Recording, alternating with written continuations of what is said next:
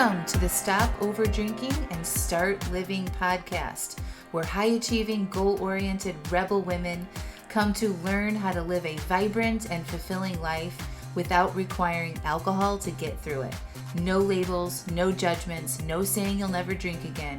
Just real proven methods to help you stop rebelling against yourself with alcohol so you can drink less and do more.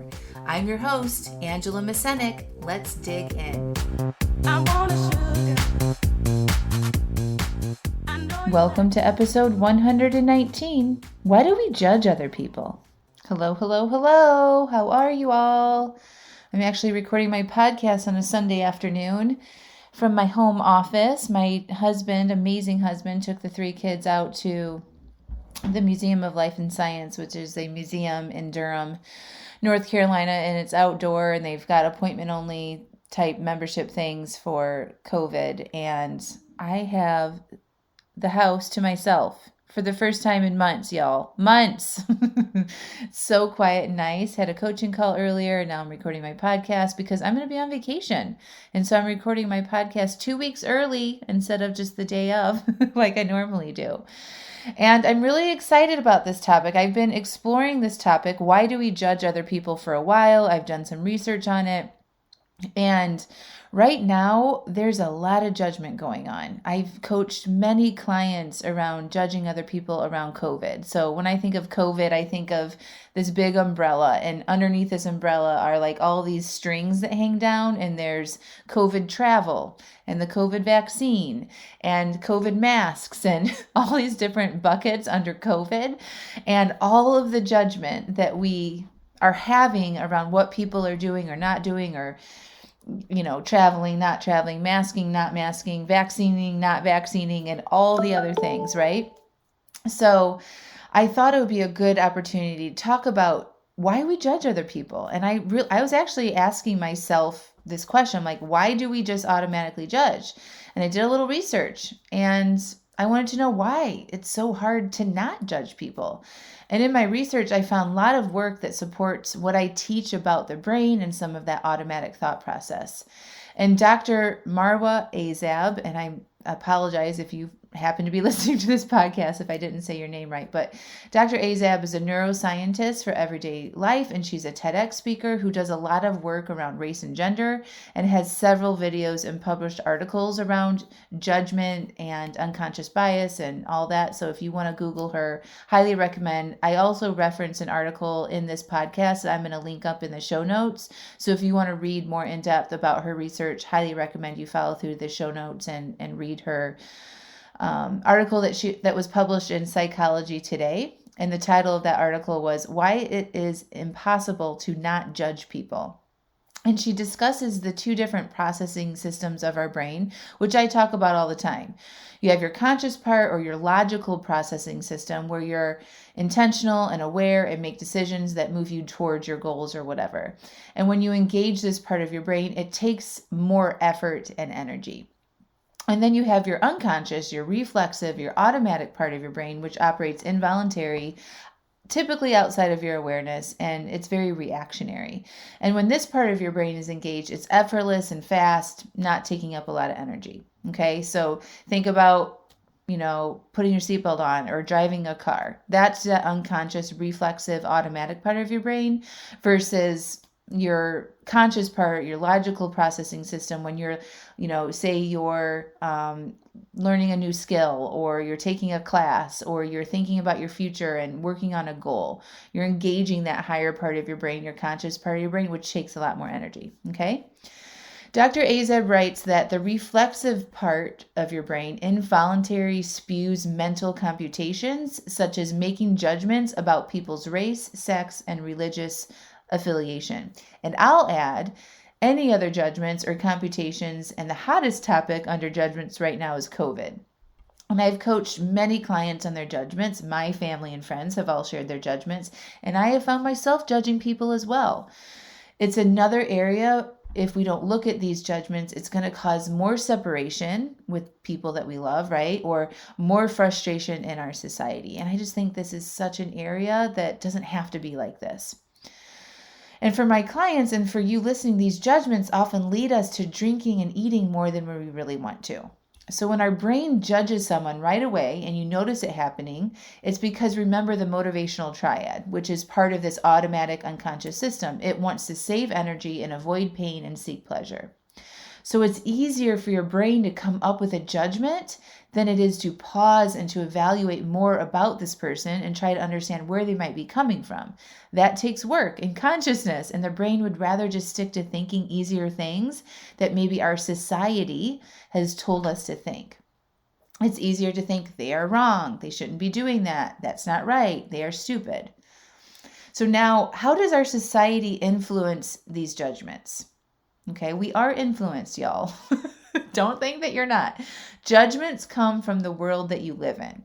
So if you hang out with a certain type of person, say it's all white, Christian, blue collar, traditional mom and dad family structure, similar jobs, you're going to have a set of beliefs that you may not be aware of. Okay, same if you aren't white and you didn't have a traditional mom and dad type family and there were different jobs and different dynamics going on. You're going to have a different set of thoughts and beliefs and judgments about different people. Okay, you can't avoid this. It's just what happens. You adapt beliefs and judgments about other people based on who is in your life and your circle of influence. All right. Also, depending on where you live, different areas of the world, right? US versus Asia or Australia or Europe or Africa, right? Like all of these different areas, depending on where you live, who you surround yourself with, what your little society is, that's where we adapt certain belief systems and structures, okay? And then these types of thoughts pop up like this. This is the way it should be done, right? I would never do something like that. I have no idea why they would do that. It doesn't make sense to me. When you see someone doing something different than the way you would do it, cue stage right, incoming judgment, it's coming in hot, okay? Remember, it's just easier for the brain to do this than to pause, evaluate, and look what might be going on for the other person and to consider thinking about it differently. It takes mental energy to ask questions like, oh, that's different. I wonder why they did that. Or I wonder how other ways they do this differently than me, and be curious. So remember, your brain likes to take the easiest, fastest, most efficient way possible. This is just this automatic reflex from your unconscious mind. This is what I know about judging other people. It doesn't feel good to us when we do it, okay? We feel anger. We feel that in our body, frustration, sadness, fury. And these feelings, if we don't know how to pause and process them and get to the root of why they're with us, will lead us to taking actions we probably don't want to be taking. These actions can be to drink or eat or avoid our family or friends or ruminate or hide or yell or share our judgments or get into arguments. And all of this just creates separation from each other, which really isn't what you want, okay? Remember, our feelings drive our actions that we take. And I've noticed that the most painful judgments are around people we actually really care about or have closer relationships with.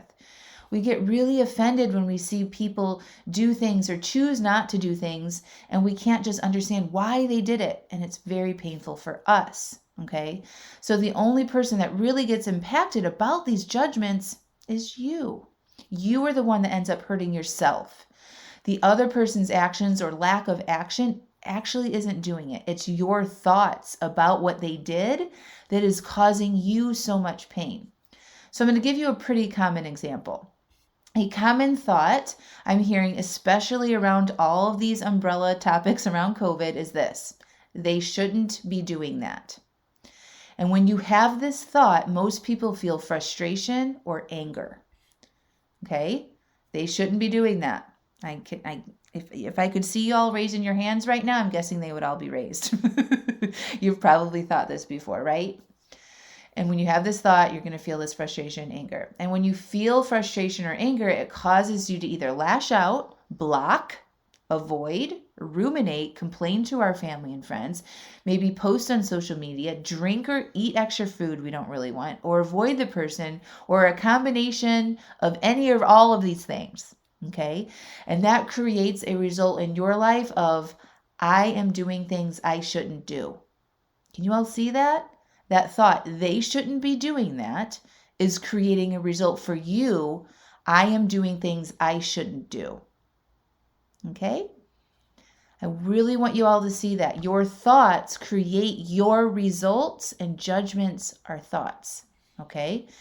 So I invite you all to be a little selfish here, in quotes, selfish, and see the impact of your judgmental thoughts on your life. I think in order to be motivated to change our judgmental thoughts, or change anything in general, if we want to make different changes in our life, you need to see what the impact is on you. When you have these judgmental thoughts, that impacts your life. So I want to show you what this impact is on your life so that you feel motivated to change it. And like, be a little selfish. That's okay. Like, if that's the only motivation you have, instead of like helping the world or changing the world or any of that, being nicer to people, see how it impacts your life and then be motivated to change. That's how we change. We're motivated to do things because we think that we will feel something different, or we get the impact of that. That's just humans, okay? Your life is being impacted by how you are thinking, and if you don't like that, then it might motivate you to consider working on your judgments for other people. And now you are not giving them a pass, my friends. You are not giving them a pass. You are giving yourself a pass from unnecessary suffering. Okay? Instead of thinking they shouldn't be doing this or that, try this. I think I'm judging them and it's not making me feel good. How can I think about this differently that invites me to be curious or to feel love? And then go to your journal and explore that. Okay? So again, if you notice yourself judging other people or feeling frustrated about why they're doing things or not doing things, pause and think, I think I'm judging them and it's not making me feel good. How can I think about this differently that invites curiosity or love? And then go write down some new thoughts that you could possibly have. Dig a little deeper there. And if you want my help with this, of course I can. Get your application in to join me for my Stop Overdrinking and Start Living program. This is us getting to the root of why you do things. All right, my friends? Have a beautiful week, and I'll talk to you soon. Bye for now.